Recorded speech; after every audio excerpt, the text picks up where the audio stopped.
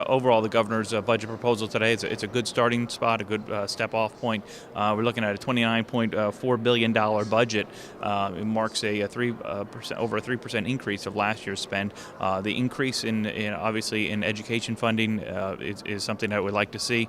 Many of the schools are struggling, so it's nice to see that extra money going in there, and the fact that it's going to be diverted into what had been very successfully the accountability block grant program, which so many of our schools utilized over the past. I think that's a good program to build upon. Also, I like the $20 million increase in special education. That's been flatlined for several years, and those costs are really hurting our school districts. So I think that's a good start.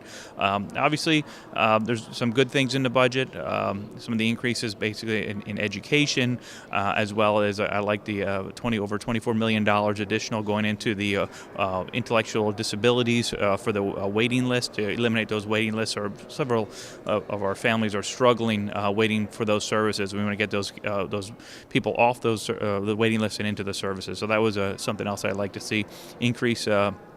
Adding over 350 state troopers to our trooper force. I think that's something that's also vital for the Commonwealth as well.